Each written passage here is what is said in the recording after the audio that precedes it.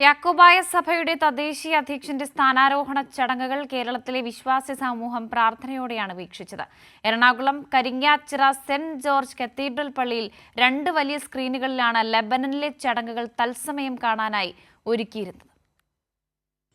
യാക്കോബായ സഭയുടെ പുരാതന ദേവാലയങ്ങളിൽ പ്രധാന പള്ളിയാണ് Ernakulam Karingachira saint George Yakobaya cathedral. കാത്തോലിക്ക ബാവയായി സ്ഥാനമേറ്റ ജോസഫ് മാർ ഗ്രിഗോറിയോസ് മെത്രാപ്പോലീത്തയ്ക്ക് ഏറെ ആത്മബന്ധമുള്ള ദേവാലയം. പ്രധാന ദേവാലയത്തിന്റെ ഇരുവശങ്ങളിലുമുള്ള ഹാളുകളിലാണ് ലെബനനിലെ സ്ഥാനാരോഹണ ചടങ്ങുകൾ ബിഗ് സ്ക്രീനിൽ തത്സമയം കാണാനുള്ള സൗകര്യം ഒരുക്കിയിരുന്നത്. രാത്രി 8 മണിയോടെ നിരവധി വിശ്വാസികൾ പള്ളിയിലേക്ക് എത്തി. മെഴുകുതിരി തെളിയിച്ച് പ്രാർത്ഥിച്ച ശേഷം കത്തീഡ്രൽ ഇടവക വൈദികർക്കൊപ്പം എല്ലാവരും ചടങ്ങ് വീക്ഷിച്ചു. യാക്കോബായ സഭയ്ക്കും കരിങ്ങാച്ചിറ കത്തീഡ്രൽ ഇടവകയ്ക്കും ഇത് സന്തോഷത്തിന്റെ സമയമാണെന്ന് വൈദികരായ റിജോയും ടിജോയും പറഞ്ഞു.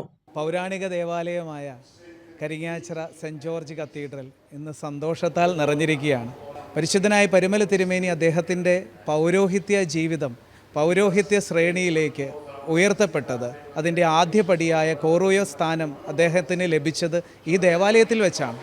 അപ്പോൾ ഒരു വൈകാരികമായ ബന്ധം പുതിയ ഞങ്ങളുടെ കാതോലിക്കയ്ക്ക് ഈ ദേവാലയവുമായിട്ടുണ്ട്.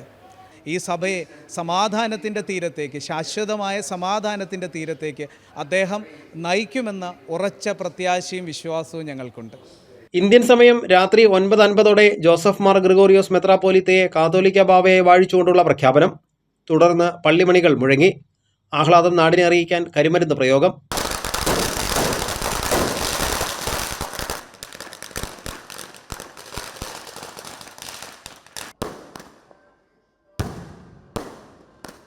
മധുരം വിതരണം ചെയ്ത വിശ്വാസികൾ സന്തോഷം പങ്കിട്ടു.